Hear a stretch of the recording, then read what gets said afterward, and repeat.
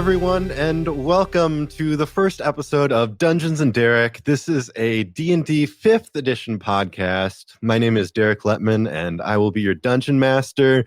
And I am joined today, as always, for the first time by Jessica, Greg, and Stephanie. Guys, let's go around the table and introduce ourselves and the characters you'll be playing, if you don't mind.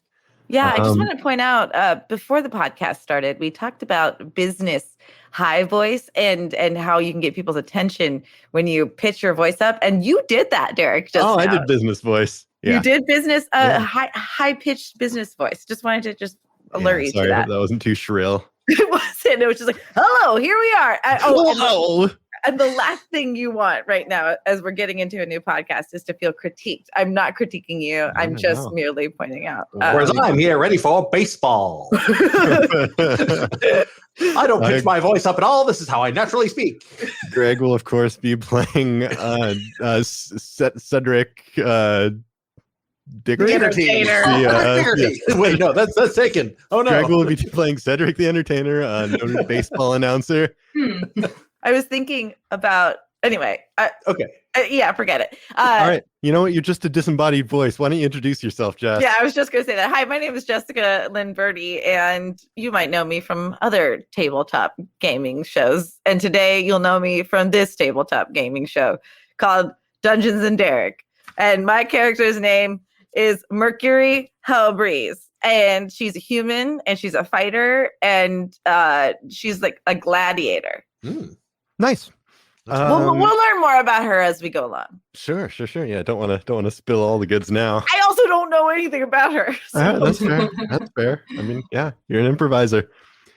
Let's go to Greg next. Greg, you want to introduce yourself and your character? Good. Whatever time of day you're listening to this podcast. My name is Greg LOOS, and I will be playing your wood elf cleric, who goes by the name of Adair McConnifer. He's a 700-year-old man who's fresh into the world out of university after studying for his entire life.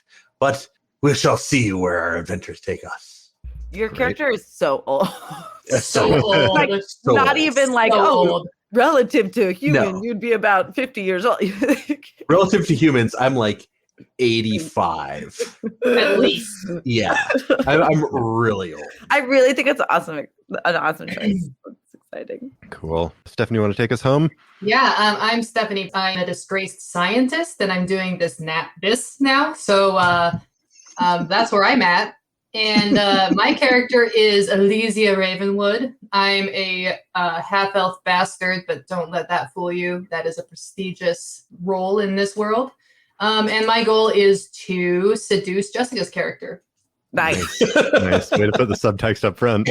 Yeah. How is this different than any other campaign we've ever played before? I mean, usually the subtext just stays subtext. Right. Elesia? Elesia. Yeah. All right. So Elesia, Adair, and Mercurie. Cool. And the world we'll be playing in, just calling Axys for short. Sort of like a Neverwinter Nights kind of thing, named after the big city that our adventures centered around. And I think unless there's any more business up top, should we dive in? Let's dive away. Cool. So we see from high above the city of Axys, the shining jewel in the crown of the northern magocracy. It's a city of glass formed by arcane fingers into impossible shapes, and steel spires standing proudly in defiance of mundane concerns like weight and sheer strength. We see the city's districts. To the north, peering down on the rest of the city, lies Scholar's Hill, where proud wizards and sorcerers stride, float, or blink up and down the streets, attended by servants of every shape and size. Each sanctum stands prouder and more improbable than the last. The scents of exotic reagents used for experiments, successful and otherwise, waft down the broad, lamp-lined streets. To the south sprawl the Warrens. Absent are the shining towers. Instead, drab hovels crowd the twisting streets and alleys. The Spell Guard, enforcers of the Conclave, and keepers of the peace are seldom seen here.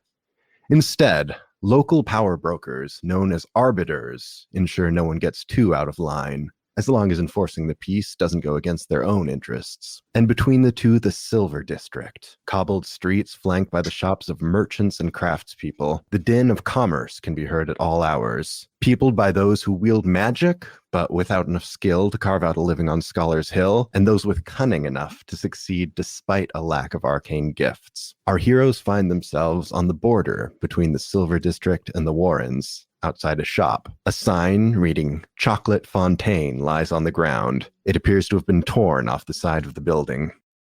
We're starting in media res a little bit.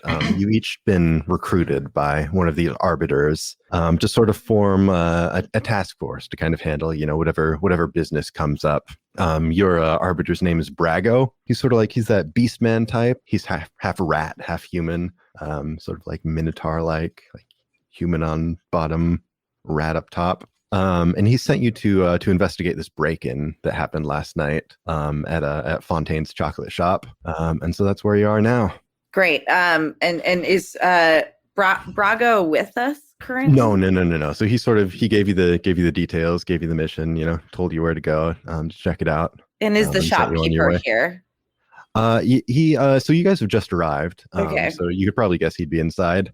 But you don't see him from where you are in the street. Okay. I always hate how all these arbiters make you run through these hoops before you get any good real jobs. This seems like something that should be well below our pay grade for the sort of knowledge and power we have amassed here, but brokers be brokers, and I guess we'll have to figure out what's going on here. I guess you're the one that can talk to the owner then, seeing as all the big words. I know big words. What are you talking about? Right, fine. You can both talk to the guy. And I will. Owner!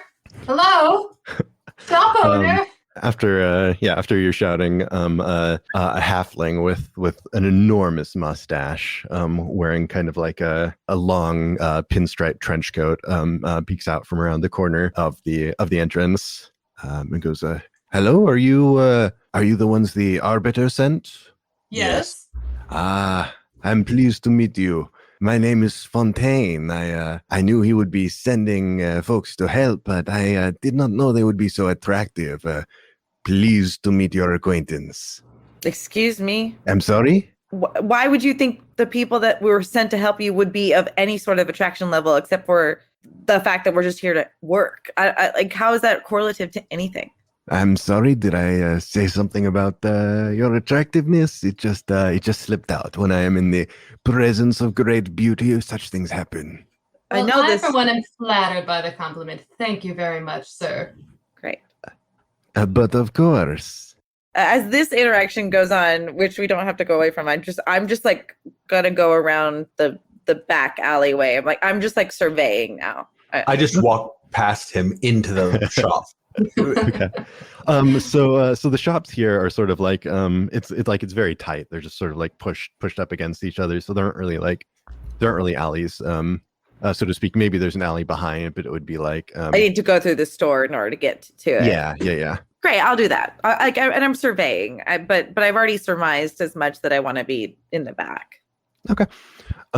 So Adair and Mercury, you stride into the shop, and you see sort of it's a very humble shop, wooden tables, old wooden plank floors that haven't been well maintained. Looks like someone's come in here and just like things that weren't secured to the floor, they just sort of like tipped and knocked over. You notice the front door has been completely smashed off the hinges, and sort of lies splintered on the ground. There's a door to your left that looks like it leads into the back of the store, maybe an office or a kitchen area. Is that door damaged at all? So it's more of like a saloon door, like it wouldn't actually block your way in, just sort of like, demarcates the boundary. So no, it hasn't been smashed. Is there anything particularly telling or out of place that may exist in the area? That sounds like a really great opportunity to do the first roll of the podcast. Let's go ahead and roll an investigation check. I would love to. And I would love to roll a 19. Holy cow. What the? Martin strong. Frick? It's kind of This is why I married- that does not bode well for us for the rest of the. That's how statistics works. Yes. So as you're looking around, you notice that the door has been smashed down, as I said earlier, and on the door is some kind of dark residue. At first glance, it might be blood or something else, but looking at it closer, you realize it's chocolate. You take a really, I think you take like a really close look at it, and you realize that it looks like it doesn't quite match the chocolate that you see around you, the stuff that's been like knocked off the shelves and off the tables around. Well, unless there's some chocolate golem running around town, we have an interesting mystery on our hands about how chocolate could have broken a door. Listen, old man, I'm sure you're really excited to like actually have a job that doesn't involve like sitting around the house and farting, but the only reason we're here is just to make this Fontaine guy feel comforted about the fact that someone's looking after his well-being after a problem. Do you think we'll have any idea to find out what actually happened here? Obviously, it was some kids who were really hungry over at the Warrens that just wanted some candy. And then how did they get this candy from another shop? And why would they have come here after going to a different shop first? These mental gymnastics you are putting yourself through are really impressive. Now, there's a simple solution, I guess. They probably just wanted chocolate from another store, or maybe another kid's like, "Oh, my taste is not Fontaine's. I like Baker's Square," and then they go do Baker's. Have you ever had 3 bars of chocolate in one sitting? It doesn't sit well with you. I don't see how people would go to one store and not feel like they've had their fill and go to a second. It doesn't quite add up. I just don't break your brain, buddy. Okay, that's all I'm saying. Oh, my brain's just fine. Meanwhile, out front, Elesia, have you been talking to Fontaine, or were you going off to do something else? Of course. Fontaine, you seem to be a very observant sort. Tell me, thank you. Yes. Tell me, what do you think happened here? Yes. Well, I have been thinking about it. You know, one does not see one's own livelihood be smashed to bits without drawing some theories. Of course. No, it will not surprise you to learn that Fontaine is a man with many, shall we say, paramours. I can only imagine. Yes. I can only imagine one of my lovers, feeling jilted, came and decided to enact revenge on my humble establishment. Oh, which lover is so jilted by you? Well, I will say, and I apologize for getting so personal, but recently I had a, shall we say, less than amicable breakup with a lovely woman by the name of Mathilde. All right. Where might we find this Mathilde? Yes. Well, you know, she did enjoy the drink. You know, everyone has their foibles, and some must be looked past. She frequented a tavern called the Leaky Tankard, which is not far from here. All right, the leaky tankard. All right. Well, how would she have gotten into your shop? Does she have a key? Well, have you seen the door? I do not think a key was needed. I wasn't looking at the door. I was looking at you. Stop. All right, then we'll look at the leaky tankard, shall we? Yes, Not you. I think that's a good place to start. Excuse me, proprietor. Real quick, Alicia, why don't you roll an insight check? Okay. I am not insightful. That is a 9. Okay, you think Fontaine definitely seems to be on the level. I mean, he definitely thinks that, like, you know, someone was that Mathilde or someone else was so obsessed with him, they would, you know, go to these lengths to get back at him. Excuse me, proprietor. Yes. Do you recognize this chocolate that's on the broken shards of your door? Let me take a look. He sort of walks up to it and he goes, "Oh yes, this is chocolate. He puts a finger down, rubs it on the chocolate, places it on his tongue, goes, "Oh, and this would have never come out of my kitchen. This is garbage." Do you happen to know the competition well enough to have an idea of where it might have come from? At that moment, when he says this is garbage, I pop out of the garbage can from the alley with no evidence. Yeah. As well, I will say I'm good at what I do. I do not have much reason to sample others, but I do know someone who is somewhat of an expert on chocolate around town. And who might that be? There is a dwarf by the name of Tothar, who is known as something of a gourmand. And if anyone, I mean, it is a tall order to identify chocolate merely by taste when it's been dried on a door, but if anyone can do it, Tothar can. And do you believe there's any reason that your paramour might have used chocolate as some kind of weapon against you? I am not seeing the connection here. Maybe some kind of insult? This is not good, this chocolate. Perhaps they were trying to say this chocolate is bad like you are bad. That completely makes sense. Mind if we take this bit of door with the chocolate on it on our way? Well, it is not much use to me, so be my guest. All right. I take the chocolate. I'd like to just see if there's I'd love to see if I saw something that my teammates haven't seen. Yeah. Where are you looking around? I'm in the alley, trash can, back door area. Why don't you roll, yeah. Why don't you roll investigation? I'm boss to caution. Not my strong suit by any means, but I rolled an 18. Oh my goodness. I know. Because my investment is really low on figuring out what happened here, but I can't help that I'm eagle-eyed. You know what I mean? With an 18, you're sort of like going through the trash from Fontaine's Chocolates and sort of the neighboring stores and whatnot, and you find a couple daggers that have inscriptions on them.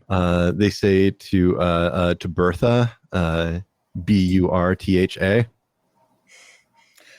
Is it like do the daggers like one says to and the other says Bertha, or like are the inscriptions on both the daggers? I think the inscriptions are on both daggers. Okay, so it's like are like the daggers have nice handles? That's why it's yeah.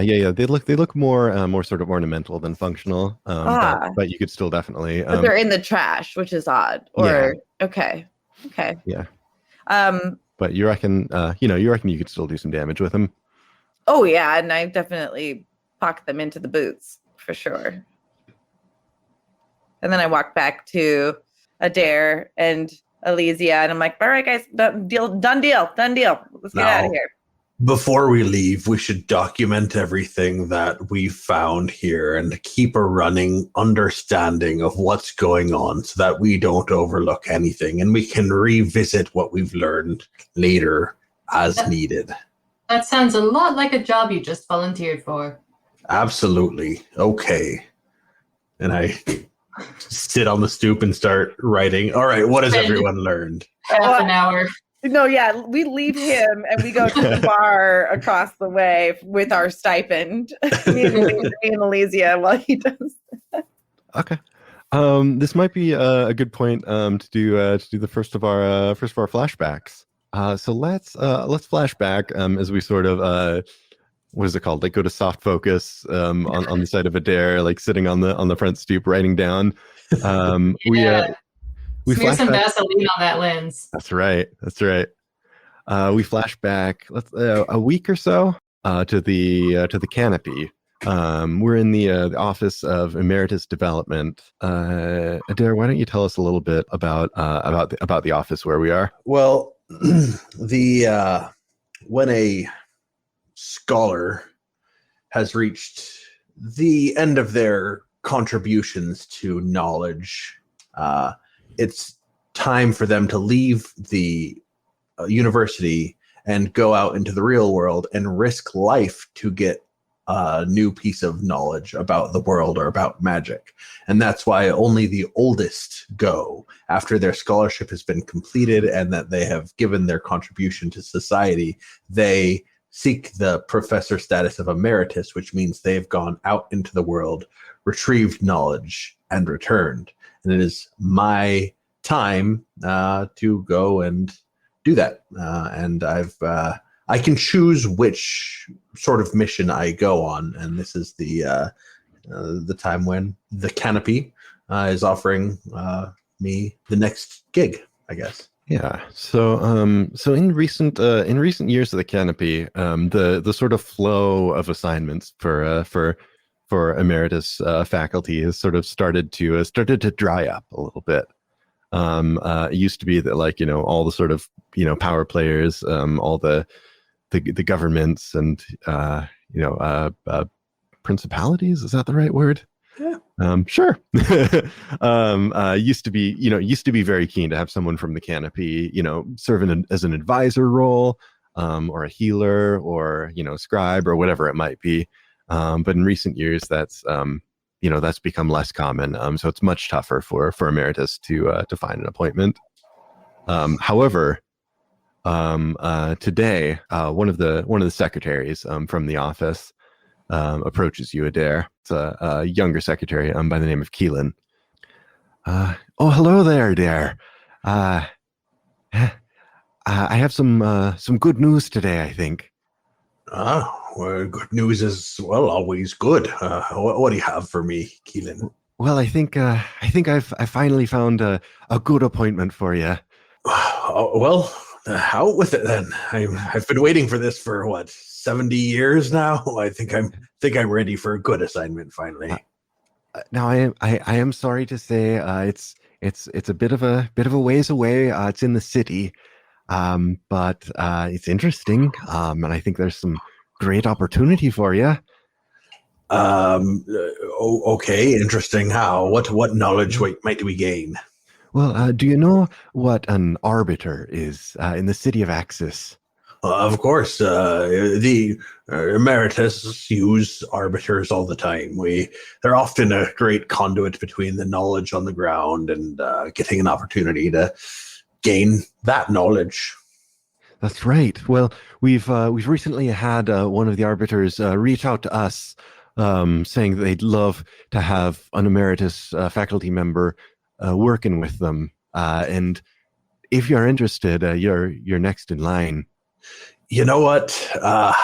At this point, I'm not even going to investigate it and pass on the opportunity, because who knows when another opportunity may come around. I'm already 700, and I think it's time I take a assignment, no matter where it comes from. And Keelan hands over to you sort of like a little scroll case, has sort of all the necessary documents, all the information wrapped up, and sends you on your way. I love a good scroll case. Cool. Fading back to the present. So sorry, where did you guys say you were going first? We're going to go to the tavern right across. Okay. We're not going to the Leaky Tankard. We're going to whatever inn is right across the way from Fontaine's. Okay, cool. Let's see. Anyone have a good inn name on the tip of their tongue? I mean, if it's the Leaky Tankard, we'll go to the Leaky Tankard. Leaky Tankard is definitely like a neighborhood watering hole, but if you wanted to deliberately go somewhere else, you could be drawn somewhere else. No, we're just going to the closest one. There's no deliberate. The closest one to the Fontaines. How about the hoop and pole? The hoop and pole. Fuck. I like it. Am I the only one who? Okay, great. It's very sexual in my mind. Intentionally. Great. I just didn't know if I was sexually frustrated enough or too much. And I must be very innocent, because I was thinking of like one of those like wheels with the stick that you play with. That's what I meant. Yeah. Okay. All right. Cool. So you stride into the hoop and pole, and it's a mix of sort of upper class and lower class. It's a pretty warm place. let's say it's lunchtime. So folks are stopping in, from their jobs, or just their shopping or their business, stopped in to grab a bite. The regulars are into their pints already. I'm gonna slam down some silver, or what was it? Did we get a stipend, or probably not? Right. I would, let's say it's customary to get a stipend up front to sort of cover incidentals. Yeah, I So you've definitely got maybe I throw that down for some mead. Okay, so let's say you have, we don't need to get too in the weeds about money, but yeah, let's say you have like a 20 gold stipend. I definitely throw it all down. Okay, which is way too much. You throw 20 gold down for mead. Yeah. Okay. Okay. It was the idiot Brago who gave us way too much for a stipend. It was his damn fault. His fault. Yeah. And the barkeep, let's say, is a unusually friendly looking half orc. Sort of leans over and goes, "What you're flashing a lot of cash there? What can I help you with?" When someone gives you money, they want something that you provide. Why are you taking that tone? I hold up a hand. We'll both have a glass of your finest wine. Thank you. This isn't really a wine sort of establishment. Your finest whatever. Finest whatever coming up. He reaches back, grabs 3 mugs, fills them up with, a cask of some kind of ale, slides them across the counter to you. Goes, there you go. Something to eat too? Probably. And I finished the first, pint in a swig and throw back the glass and ask for more. Okay. And he sort of shouts to the back, goes, "Thomas, some stew!" And refills your tankard. Dude, do you have charcuterie by any chance? Sure, what? Stew it is. And before too long, a boy of maybe 7 years old comes out with a few bowls of stew. Some kind of unidentified meat floats in it, with some random vegetables. Oh God, there's too many vegetables in this. Do you have one with less vegetables, Tommy? We can trade. I'll trade your vegetables for my meat. How about that? Thomas goes, I always pick the veggies out. Good boy. Meat's gonna make you strong. Maybe you'll fight in the gladiator auditorium one day. Is that something I want to do? Listen, whether you want to or not, you're gonna. That might actually be a nice time to flash back to another recruitment scene. So let's flash. I feel like we're going to spend a lot of time in taverns. It is fantasy land. That's why I just put the money down so we don't ever have to deal with the financial transaction again. That's fair. Yeah, you just started our tab and it's generous. Yeah. You've chosen this one totally arbitrary tavern that you've got. It doesn't even have a wine or charcuterie. Yeah. Information. So let's again do our nice Vaseline fade out effect and go again a week or so ago to another tavern. This one sort of in the middle of the Warrens, a much seedier place called the Down and Out. It's late evening, close to midnight. Mercury, you've just finished with one of your fights. Why don't you roll an athletics check to see how you did? Or strength, if you raw strength. No, it's great. Athletics is great. Oh, great! I'm so glad I have such a high modifier. 14. 14. Okay. This was like a long slog of a fight. You were fighting just a huge, not trained at all. Your finesse was way past his. But this person must have had some ogre genetics or something going back. They were just enormous. So the blows, the hits were just bad and definitely you got in 3 hits for every one they did, but they wouldn't go down, and so the fight just lasted longer than any fight should. So you're bruised, you're worn out. And I'm looking at the bartender and I'm like, I will get you the money. Did you not have one of the best crowds you've had in over a month because of my fight? Now, listen here, Mercury. I No, appreciate. you listen here, you little bitch. Okay, there's no call for that kind of language. It is when you insult the integrity of my coin. Mercury, listen, I've been very generous with you. Come on, Sheldon, please. I just need a drink. Mercury, Sheldon, please. This guy hurt me so bad. why don't you roll persuasion? Personally, oh no. 3. And he goes, Mercury, I'm so sorry, but I've never had to say this before, but I'm cutting you off. No, Sheldon. Until you close out your tab, I'm cutting you off. Sheldon, I can't afford to close out my tab unless I open a new tab now. Do you get it? Just now, you look to your right, kind of down the bar. You see what looks like a rat man, leaning over the bar, and he sort of holds up a finger. No, I do not sleep with people for money. Okay, don't even think about it. Don't worry, miss. I'm not attracted to members of your species. That's not a racist thing. It's just how I am. It's a preference. I got it. I just, you looked at me like I was like, I just have to be clear. You know what I mean? It seems you're in a bit of a financial quandary. It strikes me that I might be able to offer some assistance.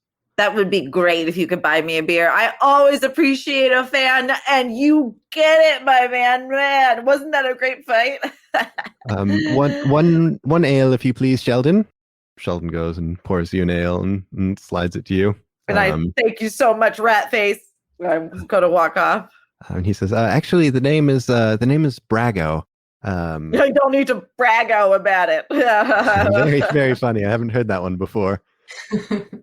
Look, I don't mean to be rude, but it seems like you might be in some dire financial straits, and I do have certain means in that area.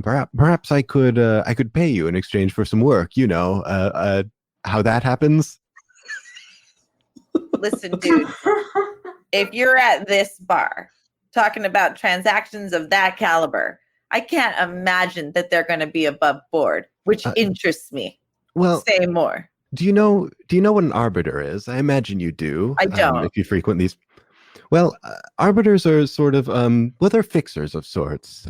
People come to us with problems, and we find a way to solve them. We assemble the right group of people and make the problem go away. I made it sound much more insidious than it usually is. It's perfectly innocent, but there are times when shall we say force is called for, and it strikes me that someone such as yourself might have certain talents that could be useful to someone like me. Yeah, that's what I like. Someone who knows that I have talent, unlike my booker. Do you get it? Yes, I get it. So what do you say? Maybe swing by my office tomorrow after you've slept off some of those bruises? Are you really not trying to prostitute me right now? No. I really thought you were burying the lead. All right, dude. Okay, let's do it. All right. See you tomorrow. Okay. Wherever I'll just sniff you out. He slips you a card with his name and address. Great. This will probably make it easier. You're gonna have to buy me a couple more drinks. So. And looks like he maybe has like the briefest flicker of doubt, but then he raises a finger and orders you a couple more rounds. And by the time Sheldon delivers them, I pull Sheldon into like a half Nelson, not half Nelson, yeah, like I nuggie him. And nuggie Sheldon. Okay. And yeah, he just totally resigned to it. Just kind of shakes his head. Poor thing. Cool. Back to the present. We're still in the stick and hoop, the hoop and stick. Hoop and pole. Hoop and pole. Yeah, it's much more sexual than stick. Yeah, it is. Yeah. So, Elesia. Yes. Very rare that I come across someone with such refined taste as yourself. Oh, yes. Come on, it's an act, right? It's just this thing that you do to take people off guard, and then you swindle them for their cash or something like that. I've seen your type. Well, what's all of this? This This tough posturing. I should ask the same question of you. Do you not know who I am? No. No. That's the funniest thing I've heard in like the last 2 minutes, except for when you ordered wine. Remember that? That was really funny. I think it's quite funny that this tavern doesn't stock wine. Where the heck are you from, man?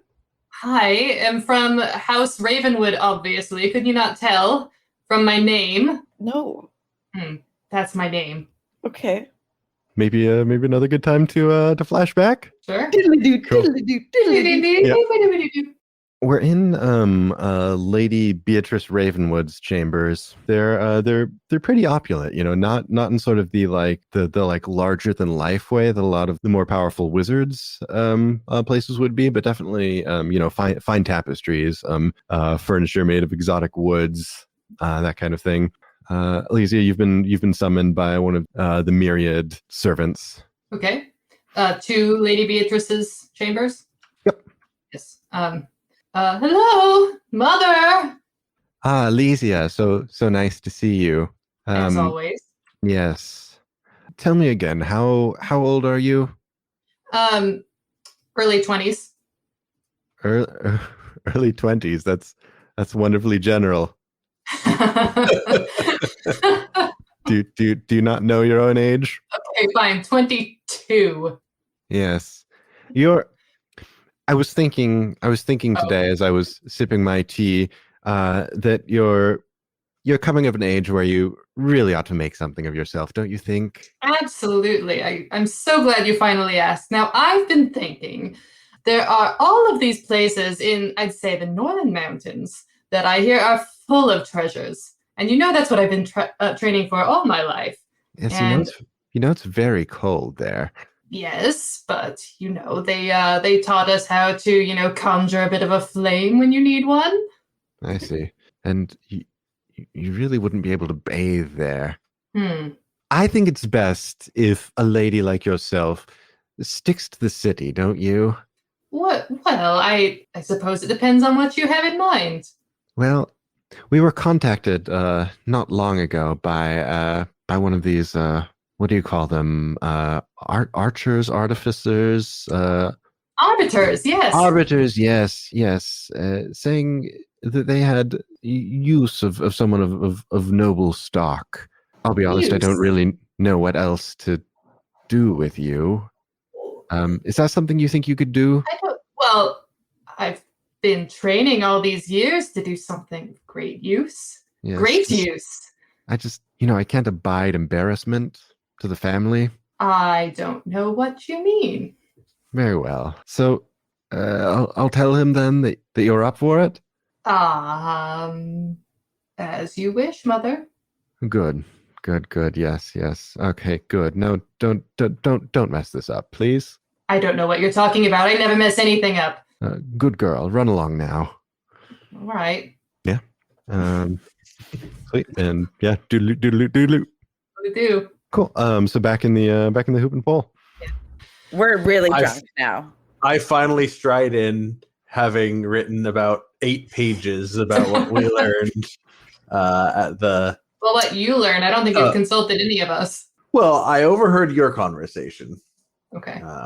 And this beast over here doesn't contribute anything to the group, so there's not much worth consulting with her.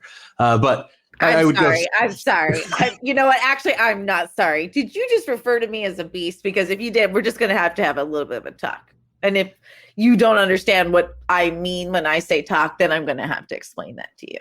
I ignore her and walk up to the bartender and ask, did you by any chance hear any ruckus across the street at that chocolate shop from last night? Before he can finish his sentence, I have thrown the stew on top of his head. Okay, yeah, and a few patrons near you sort of gasp and back up. I will never be talked down to by my father again, or you. Well, Mercury, as I pick things out of what's left of my hair. Well, Mercury, I have to inform you that I am not your father, and any problem you may have with him is not a problem you need to have with me. I'm simply here to do our job and not to be drinking and mucking about in the garbage like some animal, which is why I referred to you as an animal before. I am simply here to finish the job and get paid and move on to bigger and better things, which is what I imagine you want to do as well. So let me ask questions of this dear barkeep, if you don't mind. And I, without letting her say anything, I go to the barkeep and say, barkeep, did you see anything? Did you see anything at the chocolate shop or hear anything in the last couple of nights? Okay. Which, of course, Mercury is free to interrupt. Yeah. I would like to have the answer because of my investigation skills before he gets it. I'd like to have assessed what was seen out of this bar before, just by being in the tavern this long. Okay. You want to have an insight off? Yeah. So have you been looking around? That was the whole point in coming to the bar, dude. Yeah, I know that, but like, what have you been looking at, or what have you been investigating, or have you been sort of assessing the people? I looked at Tommy, and that's why I had Tommy speak when he brought out the vegetables or the stew. I was interested in how much money, how the barkeep reacted to the money that I put down to see if it was a money motivated thing. Okay. And then as I've been looking at Elesia, who is gorgeous, I'm just trying to see what's able to be seen outside of the windows that are directly across from the fontaines. Okay. So yeah. Okay. I think that's probably insight. If you're more, it's an insight to read the people and investigation to sort of read the environment. Okay, great. Yeah. Up to you. Which way you want to go with it? Well, it doesn't matter. 18. But which one? 18 and what? I'm sorry, insight. I did insight. Okay. So you would think that late at night, the barkeep is probably pretty busy. But Thomas, if he was working that night, most likely would have been running around from table to table. So if somebody would have seen something, it probably would have been him. So maybe you could press him for more information. Maybe later. Yep. I wanted it now. I wanted the info now. I mean, if you can tell me how that works, then. Okay. Hold on. Before the barkeep gets to answer, I go to the table. I go and I cut them off. I put myself I wedge myself in between the barkeep and Adair, and I look at Adair in the face, and I say, first of all, this beast spent time in the trash looking for clues. This beast found the clues, and I pull out the daggers. Now, isn't it interesting that the two names that Fontaine gave us, yes, I did hear them, are not Bertha, but that these were found in the trash. This is not a revenge stealing, striking thing. This is deeper. This goes all the way down to the magicians that rule our land here. Okay, the barkeeper's not going to be able to tell us anything. Is your friend there okay? He says to Adair. My friend is fine, but give me one quick moment to take a look at this dagger she's holding, because it's news to me, because she hasn't been sharing with the group. Just a second here. Looking at the dagger, is there any way to tell, like, either if it's ceremonial, what the ceremony might be, or is it an old dagger that's recently inscribed? Does it look like it might have a point of origin, et cetera, et cetera? Why don't you roll? I feel like we've been hammering this pretty hard, but I think it's investigation to really inspect the daggers. Not history. It's not a old sort of dagger. They're definitely not like not things of like myth and legend. History. Yeah, yeah. I don't think history applies here. All right. So then I will investigate. 15. Yeah, these daggers appear to be like brand new. Like you would guess they've never actually, never been used to stab or never really seen use. Like the tips are perfectly sharp. And there's no nicks or imperfections or anything on the blade or handle or anything else. Any sort of manufacturer's mark at the tang? Sure. Yeah, that's a thing, right?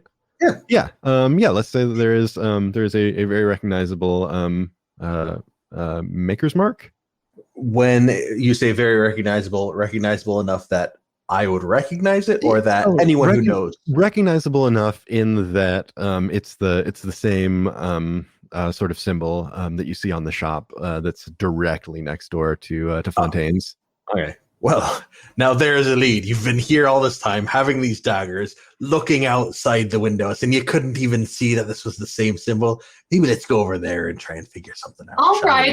We haven't had the chance to get together and have a conversation. We don't need all this hostility. That's Thank fair. you, Elesia, and my dagger.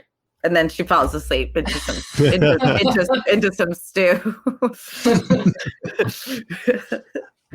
Shall we, Miss, go across and let our friend here sleep it off?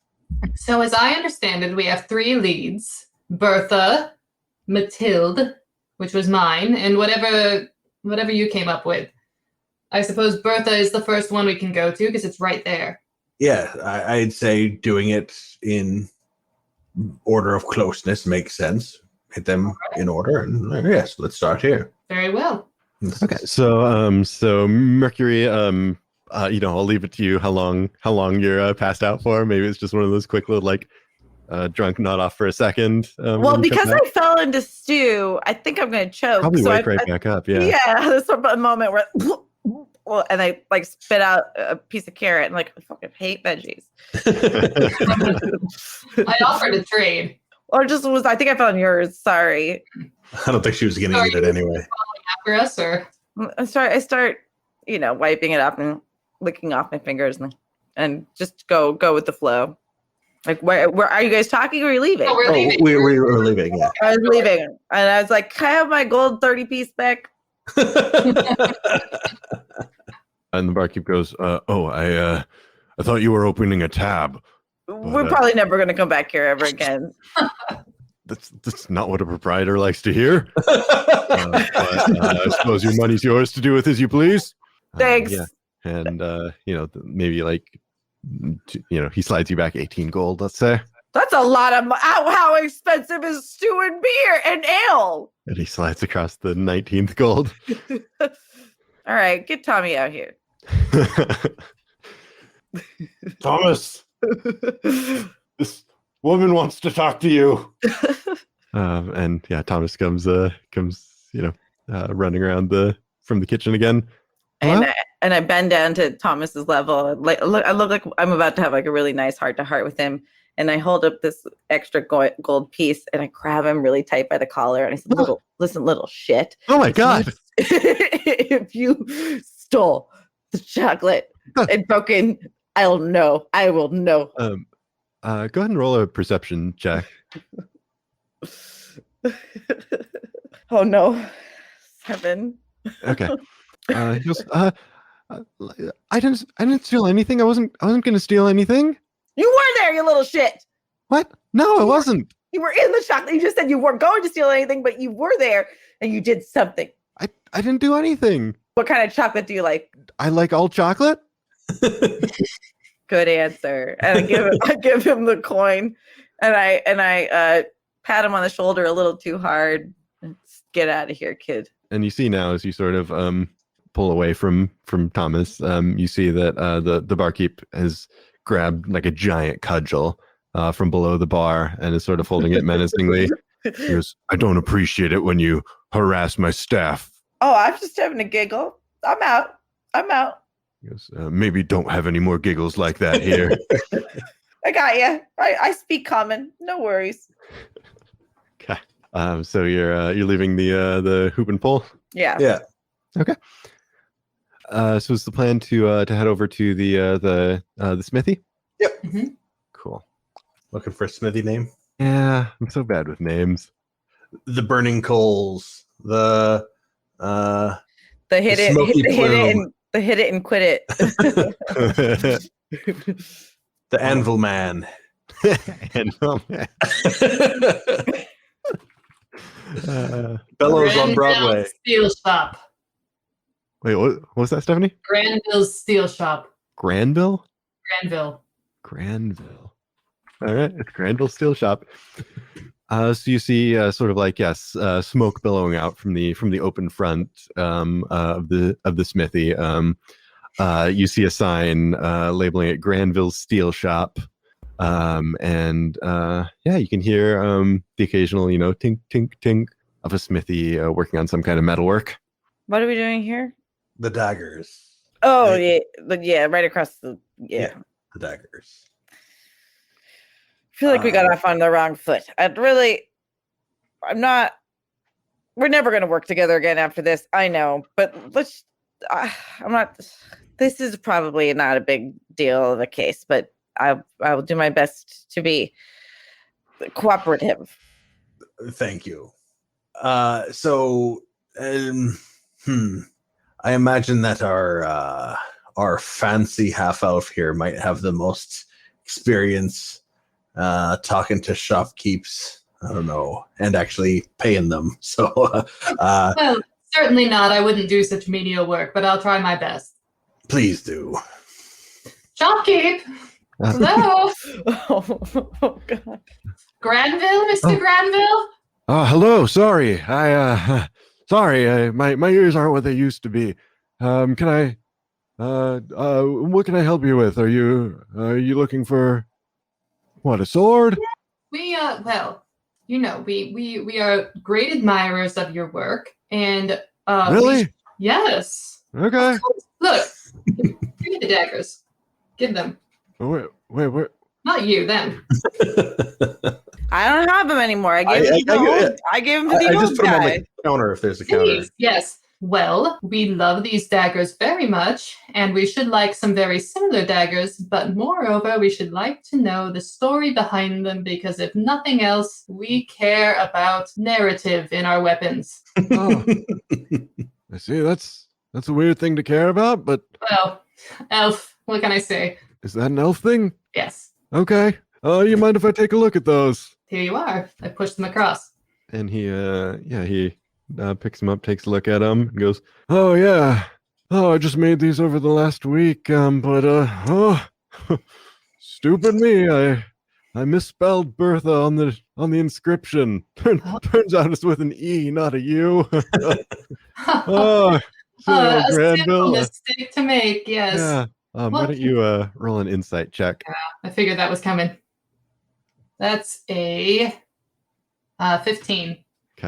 Yeah, as far as you can tell, seems like Granville might be a little bit. Well, he seems to be totally on the level. Okay. As far as you can tell, he goes, "Yeah, boy, I don't know, it just seems to me like Bertha, Burtha. Wouldn't you agree?" Yeah, well, what can you tell us about Bertha? We need the narrative. Well, I mean, do you mind, before we go any further? Would you mind telling me how you got these? I thought I threw these out. You threw them out. Oh, where did you throw them out? Well, in the trash pile behind my shop. Well, as it turns out, that's where we found them. Good day. You were rummaging through my trash? What did you hear at roughly 3 a.m. in the morning last night? Hold on, are you interrogating me? Oh, just having a conversation. What do you mean? I have to say, this conversation is making me extremely uncomfortable. Is that an anti-elf sentiment I hear? Wow! Wow! Is that what this is about? Oh wow! Oh I'll have you wow! know that among elf society and half-elf society, I should say, this is a very normal conversation. I am disappointed in you, Granville. Granville? Grandpa. Is that Granville with a U? Alicia, why don't you... Me and Adair share a handshake. Oh snap, bro! Alicia, or if Or if anyone else wants to do it. Burn, man. Sorry. Carry on. Burn with an E. Carry on. Why don't you make a persuasion check with disadvantage? Me? I think probably Elesia. Alicia, yeah. Oh, well, I just rolled a natural one. Okay. And he goes, look, actually, no, I don't want to, I don't want to talk about this. Listen, if you're not going to buy anything, then I'm going to have to politely ask you to leave. I'm very insecure about my spelling.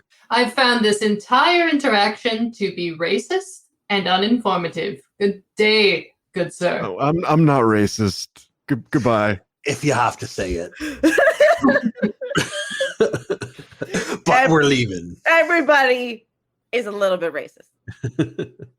Except me. Not me. It's impossible. 100% not racist, Blacksmith Granville. You know what, guys? Let's just go and find We're gonna walk away from this one. Definitely won't be recommending you to anybody who I know. I don't see why not. I haven't done anything wrong. You can't spell for one. I'm gonna respond to your review, and it's gonna be clear I'm in the right. All right, 1 star on Fantasy Yelp. Let's leave. We're gonna go tell the kid Yelp down the street who yelled out our reviews. Holler. That was a fucking waste of time, I say outside. I'm so sorry. I really thought I had something important there with those daggers. I rolled so well. Well, this is definitely going into the Chronicle because it's important to know every lead that we didn't. No, pan out. I really don't need Brago to know that I didn't do really well on this because honestly, I don't have any money. Don't worry, you're here for the muscles, not for the brain. Well, if I've learned anything from Investigation 101, it's that the majority of leads go nowhere, so we must continue. All right, now who here is closer? Do we have Tothar or do we have the other guy? Matilde, the lovely Matilde at the Leaky Tankard. Yes, Mr. World, which is closer? Mr. Worldwide. Yeah, so Mr. House. So Mathilde, you know, as Fontaine said, would most likely be found in the Leaky Tankard, which is a block or two away. Tothar, I don't think you know where Tothar is. I think unless you want to retroactively say you ask Fontaine. We can go to the Leaky Tavern and killed 2 birds with 2 stones. A bird and a stone in the hand in the fair. bush. Yep, let's go. I still have 18 coin. Okay, so we find ourselves entering yet another tavern. This one, the Leaky Tankard. You find that this one really it's like a working class tavern.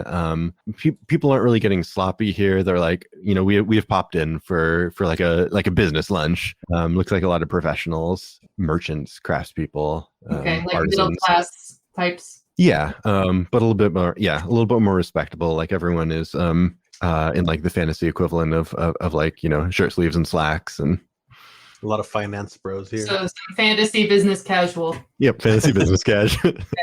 All right, so we're looking for a Matilde. I suggest a light touch here because she might be skittish, given that I know there's been some drama with her and Mr. Fontaine. Are you a virgin?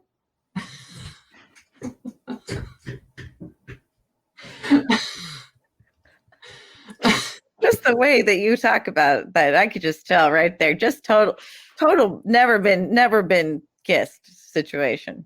You're younger than you think you are. Firstly, I hardly see how that's any of your business. And secondly, have you ever been to a boarding school? Oh no, I didn't go to school. Yeah, not a virgin. Oh, all right, okay. Well, since I'm just the strength, the bra, and I'm just gonna stand by the door and look strong because people know me around here, so don't want to draw too much attention. Smart. I'm going to see if they have a snifter of brandy.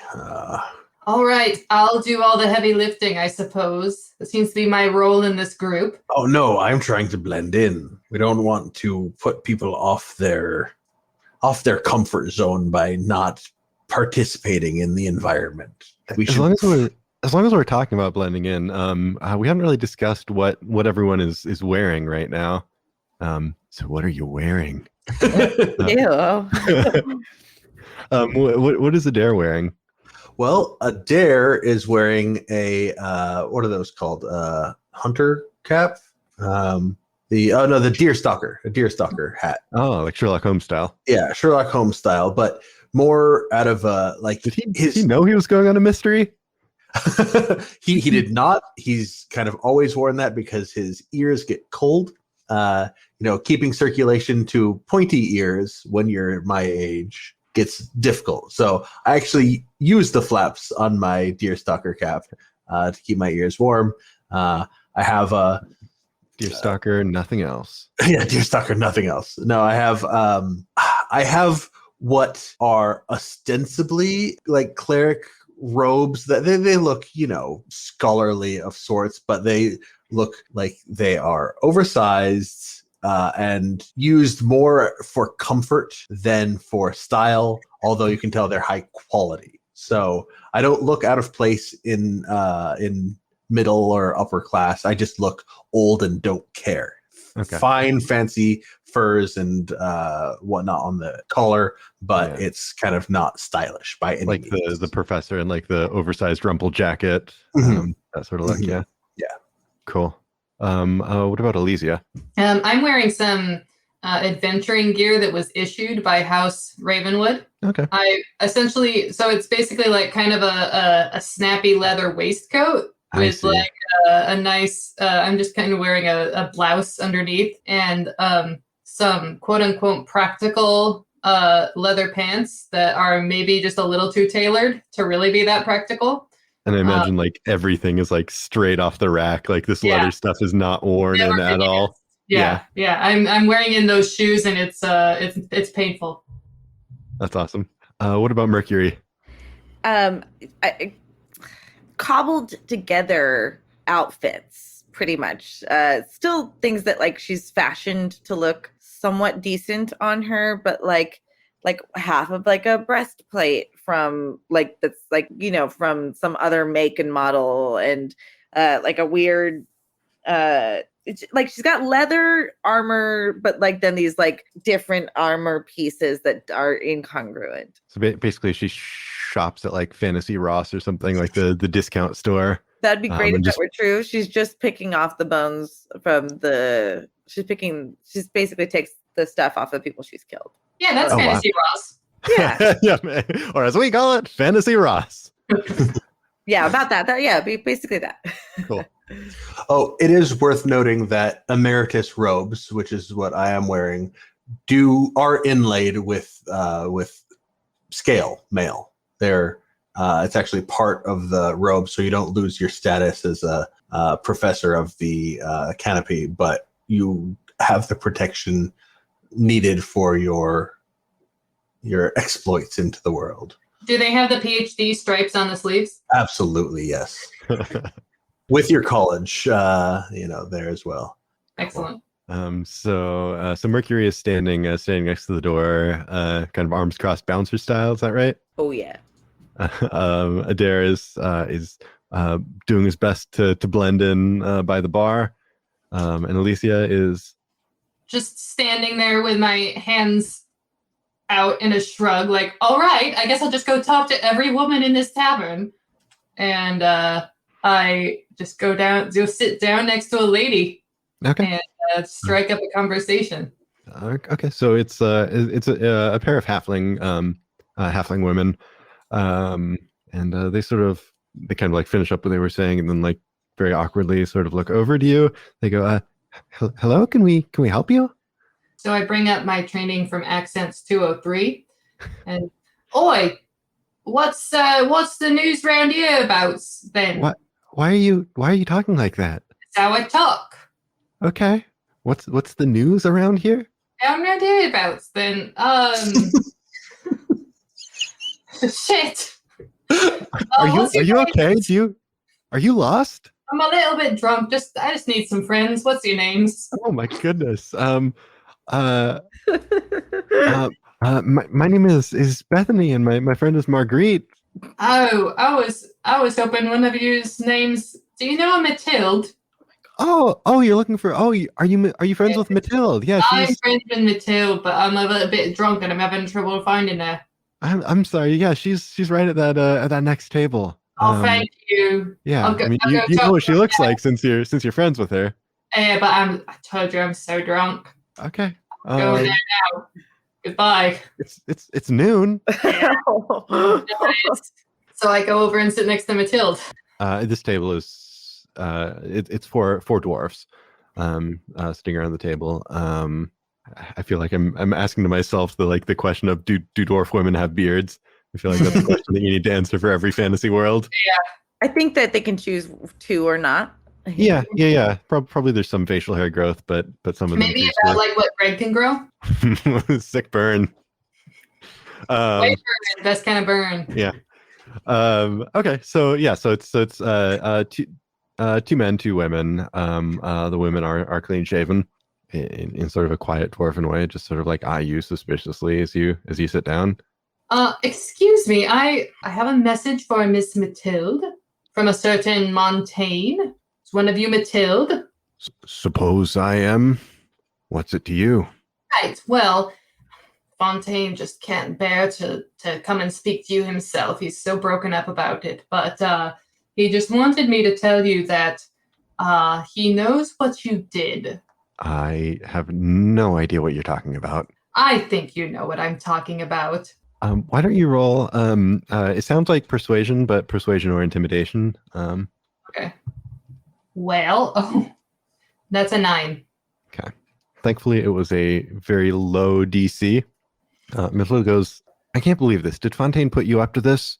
Well, yes. I mean, I'm here delivering a message for him. Go back to him and tell him we went on one date. One date. I haven't thought about him since.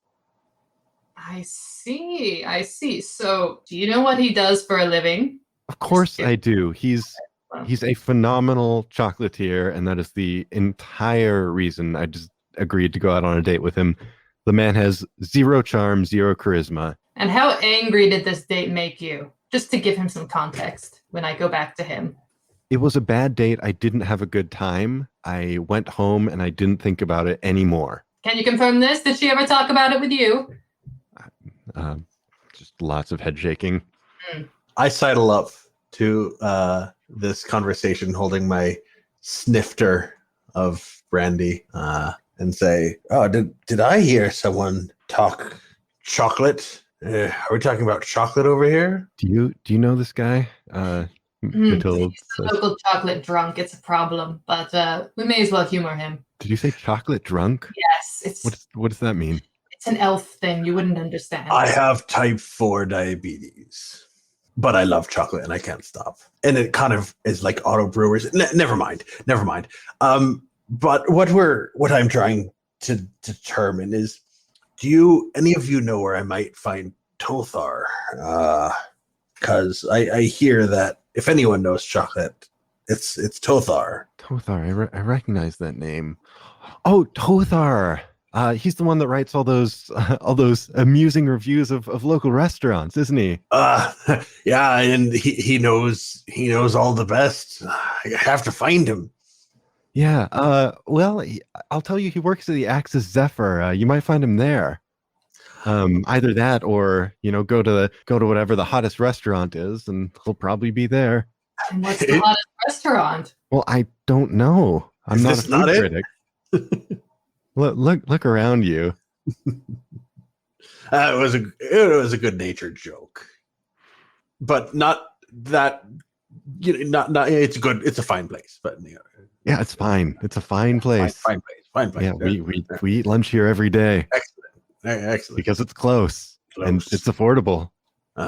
Well, I won't take any more of your They time. have a good lunch special. Soup and sandwich. Oh, well, I do love some soup. What kind of soup do they have? Well, All right, it's a rotating schedule. I'm sorry, Matilda. Did you ever clean out the soup in your hair, or the stew in your hair? I mean, some. It's not really that big of a concern. Yeah. Are we done here? Or? Yes, yeah, thank you. Enjoy your soups. I did have one more question, Mathilde. Sure. He described you as jilted. I just want to understand why that might be the word he would use for you. Maybe because he's a narcissist. All right, I feel like we're getting into something. Psychology 102. All right. Narcissism. Why do you say he's a narcissist? He seems very full of himself. All right, that lines up. All right. He spent 90% of the date describing how wonderful a lover he is. God. And was he? I don't know. All right. I gave him a hug after the date. Well, I suppose I've done my job here. Have a good evening. Yeah, you too. Okay. By the time she finishes up with that, I have been seducing somebody. I've been seducing the bouncer by the door, and he's It's just giving like me a all the flirting information I contest. want. Yeah, no, we're just like, rubbing muscles, rubbing oil on each other's muscles.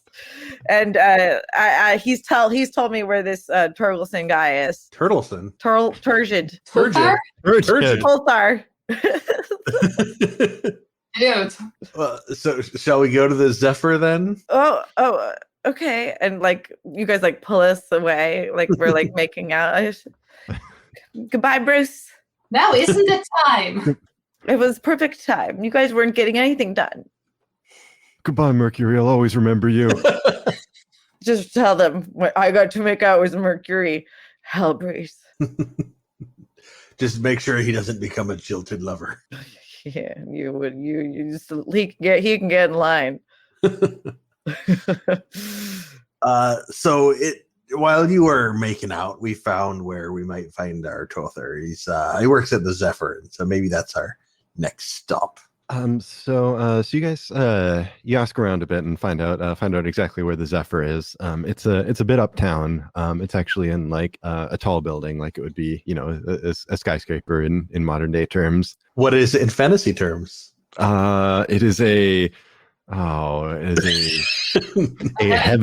heaven claw.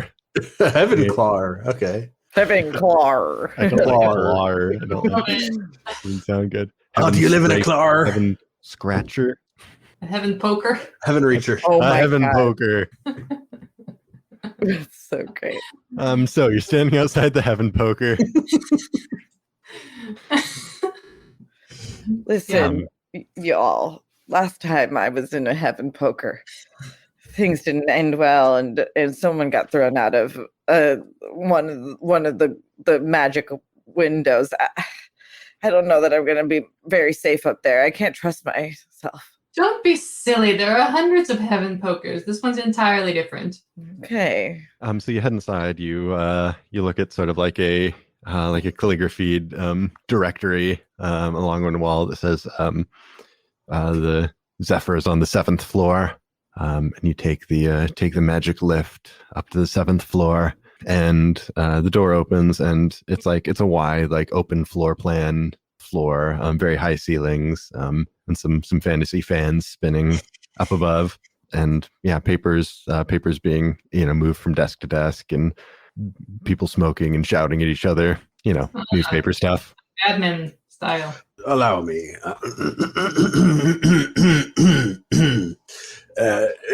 Excuse me. Is there someone at the front desk? Yeah. Okay. Hey. Good. Yes. Good afternoon. My name is Adair McConnifer. Okay. I come from the canopy, and I am following a story.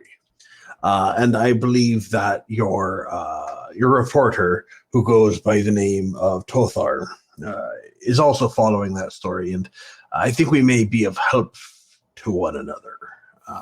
You're looking for Tothar. Yeah. Can you wait here just for a moment? Mm-hmm. Oh God, you guys. Oh God, you guys. This is not going to end well. This is every time I say, "Can you wait here for a moment?" Something bad's going to happen. Fine. Just stand casually like this, and I stand casually and show her. And the receptionist gets up and walks back to one of the offices and closes the door behind her. And she's gone for just a few seconds when a stout half orc comes out, like the stub of a cigar in his mouth, and goes, I heard you guys are looking for Tothar. What do you know? I know. Hold on. Is he dead? Well, he's not dead, but he's missing. We don't know anything, and we run away. I'd like to I try to grab everybody and run out the door. Well, this may help. I have a piece of. No, wait, let her try. Let her try to leave. I mean, Try to grab us and pull us away. do we really want to do PvP? No. Okay. So tell me how this plays out. So Mercurie, you're. I try and grab him. It doesn't work. I'm like, Okay. oh, this is gonna be bad. We're gonna think we did it. Okay.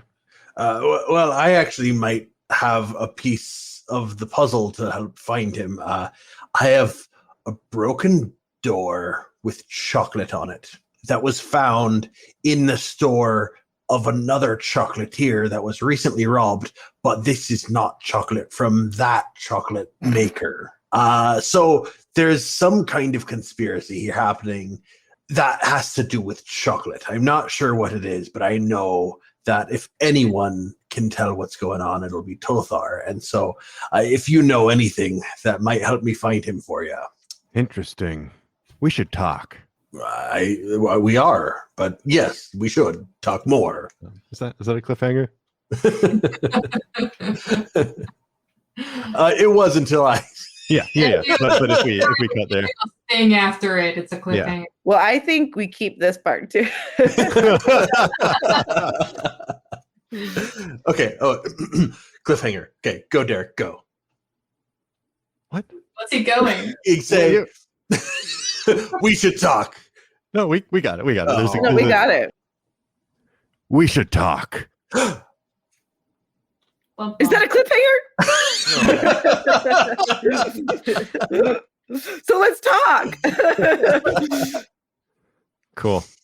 Well, what a fun first episode, friends. Where can they find us, Derek? Oh yeah. Oh yeah. Housekeeping stuff. Let's see. If you want to get a hold of me, you can reach me at Dungeons N Derek. That's Dungeons, the letter N, Derek at gmail.com, or Dungeons and Derek on Twitter. Those should probably match, but they don't. Maybe they will eventually. Someone's gonna go up and get Dungeons and Derek Oh, and then no. at No. Gmail and just really go for it. Just if they want to find your stuff, where can they find you? Oh yeah, Jessica at Jessica Verdi on Twitter. Okay. Greg, anything any social needs you want to put out there? Yes, my name is Greg. Is that real? Yes. Nice. Yes. Wow.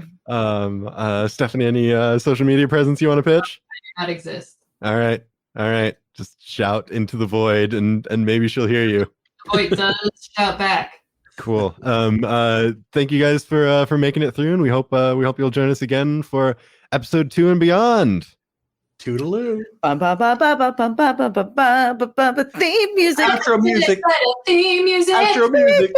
Outro music. Right now. Theme music. This has Getting been quieter. produced by Jessica LYNN VERDI and Derek Letman. This is a production of LOOS and Letman Enterprises. Only the Loose and Letman. Loose and let live. fuck you, Jake.